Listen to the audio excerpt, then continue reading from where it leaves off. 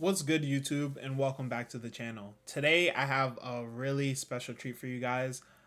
Today Konami blessed us with an emergency ban list. So at the time of the recording of the video, the ban list has been live for about 30 minutes, or it came out maybe like 30 minutes ago. And on this ban list, all Konami really did was address floodgate monsters, which is pretty interesting in my opinion. It isn't what I was expecting this Friday. I'll say that. But we can slowly go down the list and talk about the implications. You see all the cards that are banned. We have Arch Nemesis Protos, Artifact Mjolnir, Barrier Statue of the Drought, Barrier Statue of the Inferno, Fossil Dino Pacliacephala, um, Evil Swarm Ouroboros, and Dimensional Barrier. So I want to talk about the more relevant cards first. I think that the two barrier statues are a precautionary hit. They're not cards that are seeing play in the format at the moment, but they are cards that are easy replacements for Fossil Dino, basically. But Protos, we can talk about them in pairs. So Protos and Ouroboros have been seeing a lot of play in many different decks for the last 6 months. Mainly Rizal variants have been playing Protos and Ouroboros as ways to completely destroy the opponent if the opponent fails to interact with them on the first turn. They're able to search Protos off of Nemesis Flag, which they can grab off of Netherworld Banshee because, or not Netherworld Banshee, Flame Banshee because it's a rank 4 deck. And in that same energy, they can put up a bunch of rank 4s and Ouroboros rip multiple cards from the opponent's hand using Twins of the Eclipse. So we saw this in YCS Anaheim that just passed maybe like 2 weeks ago, where we saw in top 8 we saw Triff lose to Rizal Onamont. Games 1 and 3, it looked almost impossible for Triff to win. Triff started with 5 cards, and without interacting with the opponent in a toxic way, basically floodgating the Rizal player, Triff lost multiple cards from his hand and was Protos twice and just auto lost. Basically, he had no chance of winning. Also, in that same tournament, in the finals and throughout the entire tournament, we saw that Kamal Crooks won with Krishan playing Artifact Mjolnir. Again, game 1 and 3, Kamal wins the dice roll, and Mjolnir locks Cameron Neal out the game multiple times. He didn't get to do it game 3, but Cam saw the writing on the wall and just immediately scooped.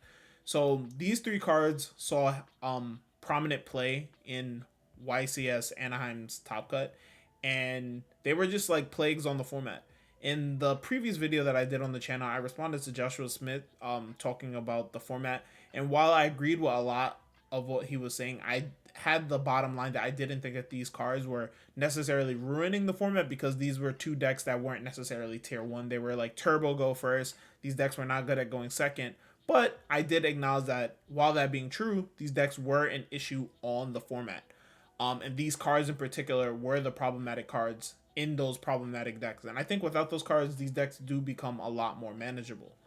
The next card is Fossil Dino. Fossil Dino was in that same light, a card that Pure Mitsurugi was using in order to lock its opponent out of the game.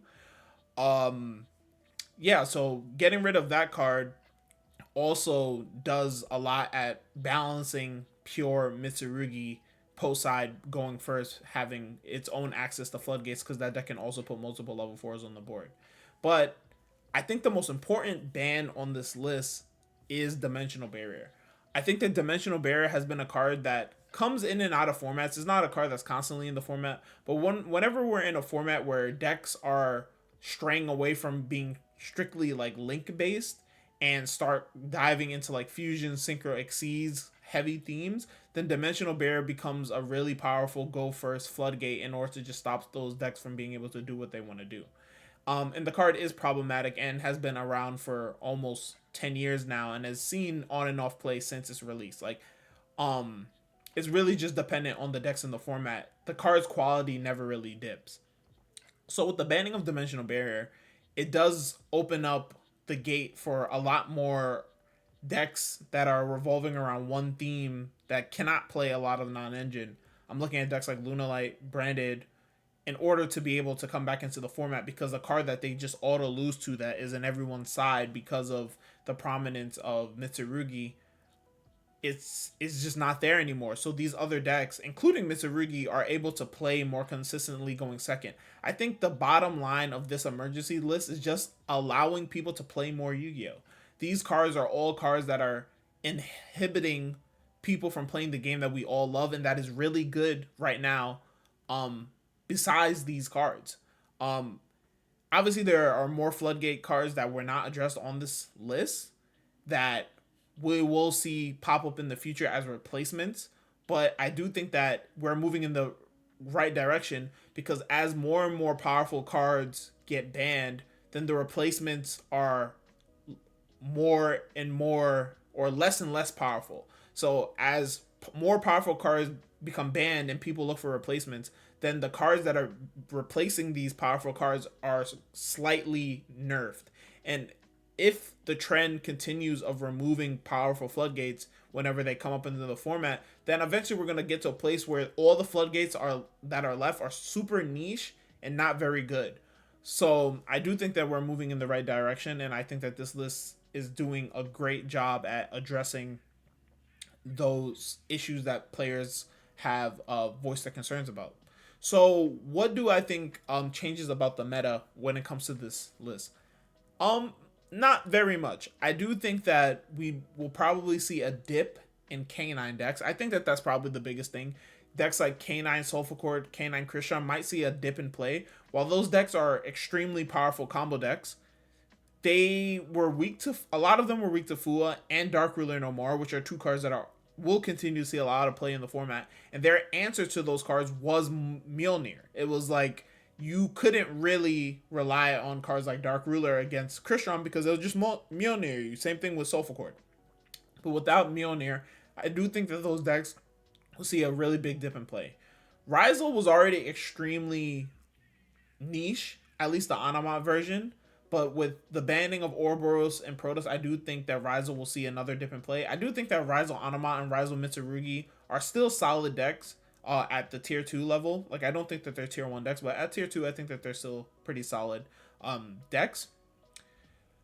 And with the banning of Dimensional Barrier and the release of the Branded Structure deck, I think that Branded is going to join the meta. I know there are a lot of players. I know Nesh is probably screaming from the balcony right now, Branded. But yeah, I do think that Branded can come back into the format.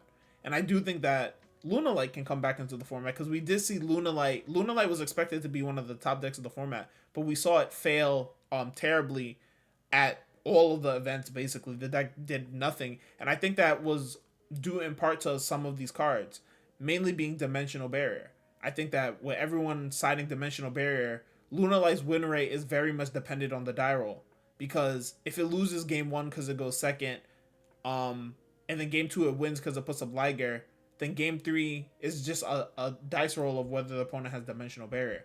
And I think that you could forget it with Branded. Like, Branded's best game was game 1, but post side with Dimensional Barrier and cards like Fuelos, Impulse, Ash Blossom, like, it's too much. It's too much for Branded. But now without Dimensional Barrier, I do think that that deck has the possibility to go second, because that deck's engine is very strong.